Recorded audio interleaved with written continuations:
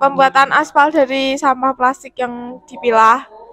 Jadi itu di Amerika sama di Cina tuh udah menerapkan pembuatan pencampuran bahan aspal dan plastik sampah, dan itu berhasil mengurangi banyak plastik sampah ya, permasalahannya menurun drastis. Nah itu tuh bisa diterapin di Indonesia secara perlahan, mulai dari kita juga memilah sampah-sampah plastik.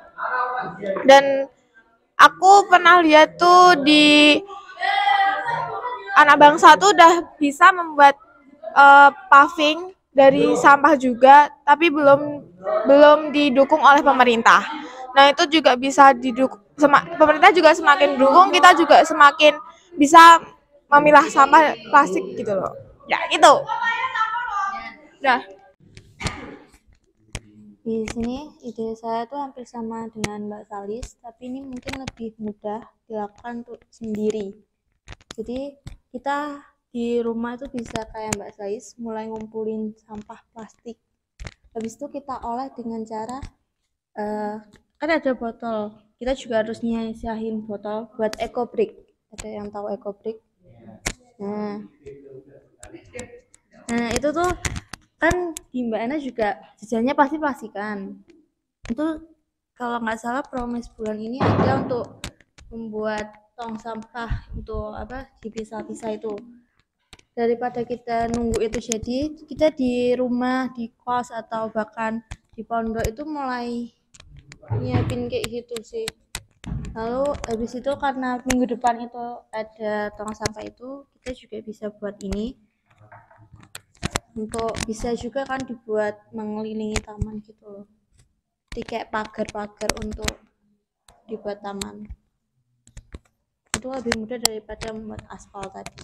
Tak presentasi ini apa belum sih? Jadi itu idenya tentang publikasi dan promosi plus merchandise.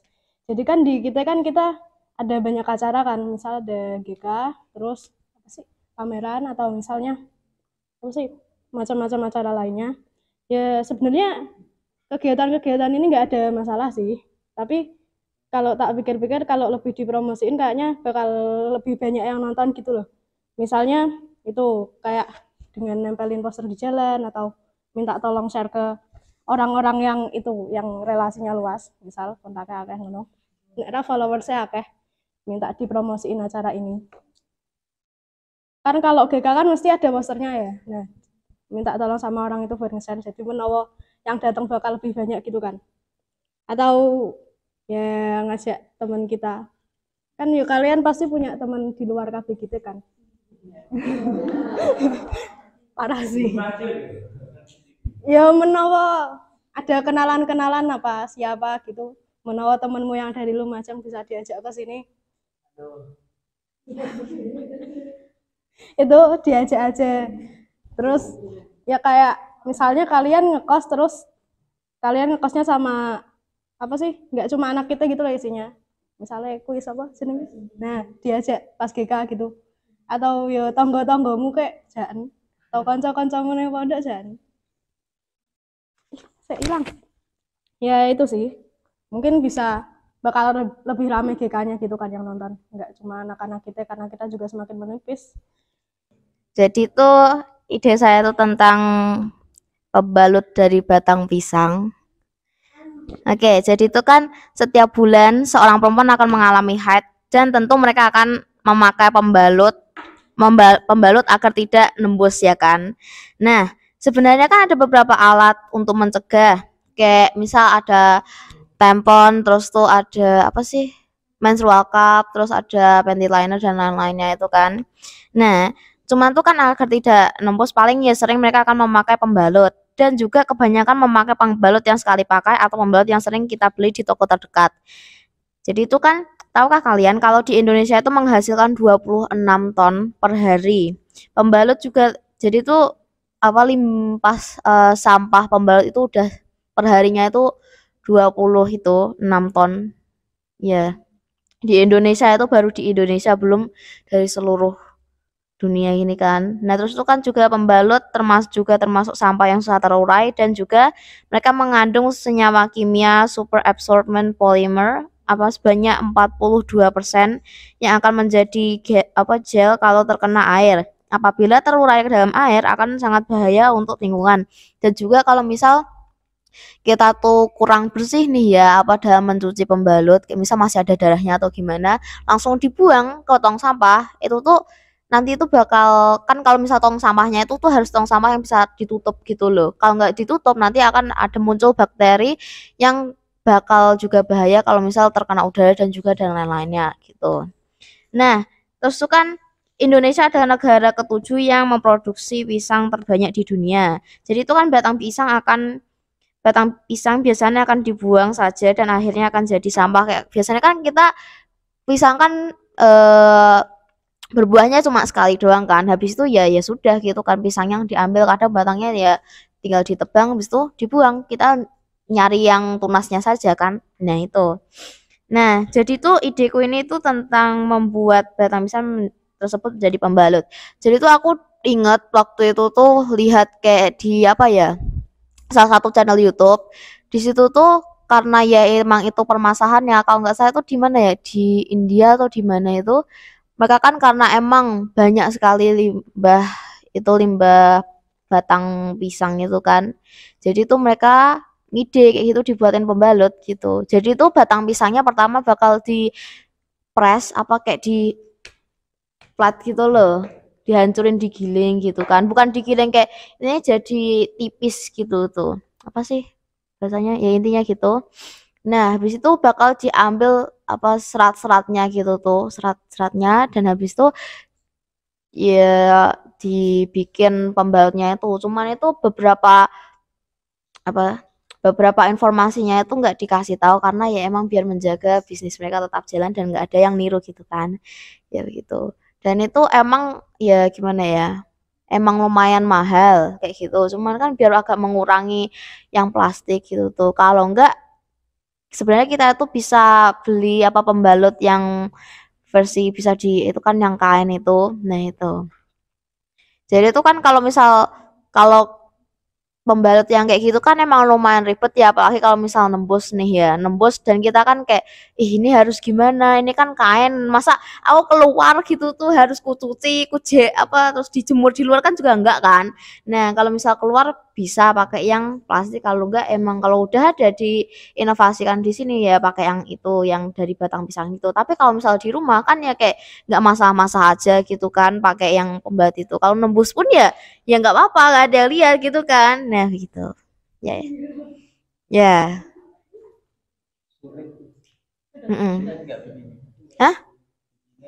Kalau bikinnya tuh ada mesin khusus kalau nggak salah, soalnya kan itu yang diambil kan kayak serat-seratnya dari batang pisangnya itu biar kayak bisa dijadikan pembalutnya itu. Jadi di desa saya itu ada satu orang sing bener-bener uang banget. Mata duiten. Ya Allah bahasanya salah bahas. Ya, uang banget. Itu ya dari tanpa uang gitu. Ya semua orang kayak gitu sih, tapi dia tuh lebih uang banget gitu loh.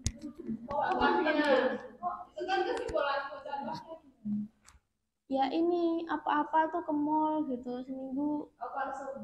Iya, terus kayak sampai ini beliin temen-temen, ajak makan temen-temen terus di traktor kayak gitu pokoknya uang banget. Belanja ini belanja itu ya.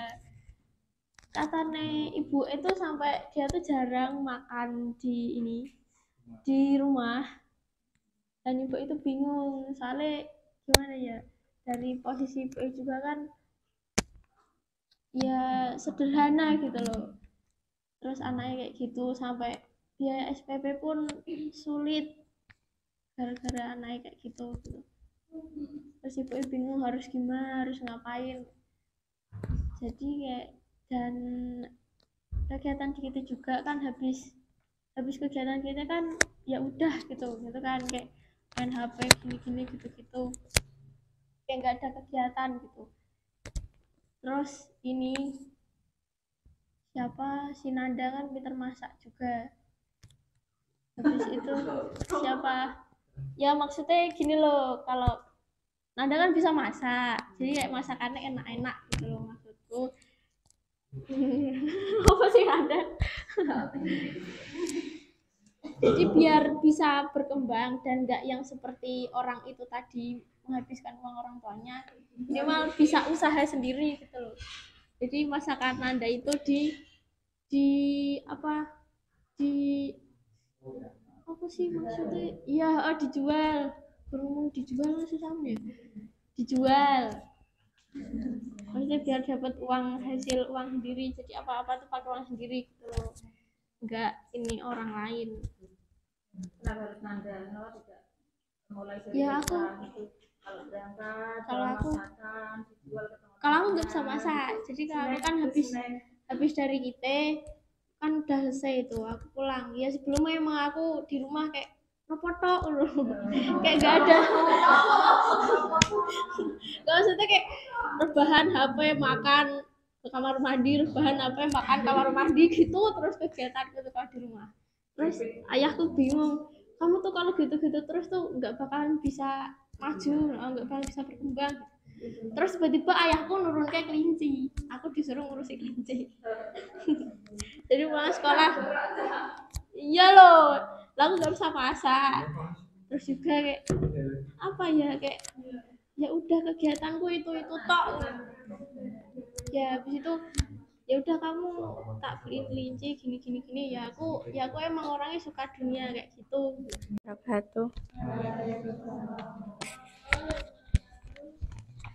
Jadi di kosan itu kan banyak sampah menumpuk dan tidak dipilah-pilah. Terus di sekitaran kan juga ada banyak sampah yang menumpuk. Terus nanti kalau banyak sampah yang menumpuk dan tidak dipilah-pilah. Jika dibiarkan menumpuk nanti akan menjadi bau dan tidak enak dipandang. Nah, ide saya itu solusinya memilah sampah lalu didaur ulang. Sampah organik bisa jadi pupuk kompos. Terus kertas atau koran bisa jadi bubur kertas. Terus untuk sampah anorganik bisa buat kerajinan kain perca, terus botol bekas, vas bunga. Dah. Wabarakatuh. Jadi waktu itu ada keluarga yang kena bencana alam longsor gara-gara kayunya itu ditebang buat arang. Jadi yang keluarga yang tinggal ke sisa satu itu kan keluarganya pada meninggal semua. Tinggal sisa satu itu dia membuat inovasi arang dari batok kelapa. Batok kelapanya tuh diolah jadi kayak kotak gitu. Jadi yang produksi arang yang pakai kayu bisa diganti pakai batok kelapa. Biar enggak nebang-nebang kayu gitu.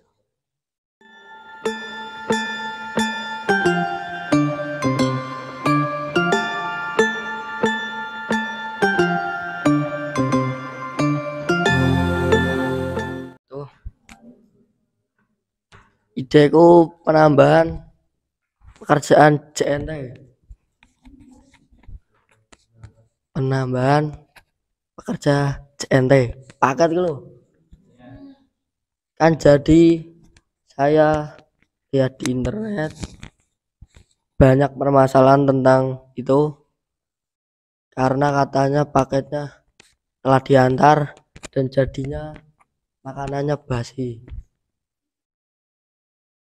Jadi di saya yaitu penambahan atau dikasih sanksi itu.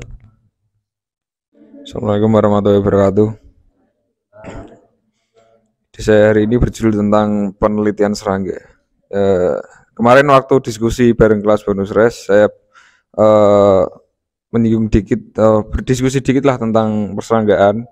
Nah, hal tersebut sangat menguntungkan untuk inovasi penelitian atau bisnis bagi anak muda serta dapat mengembangkan ilmu pengetahuan alam biologi dan bermanfaat bagi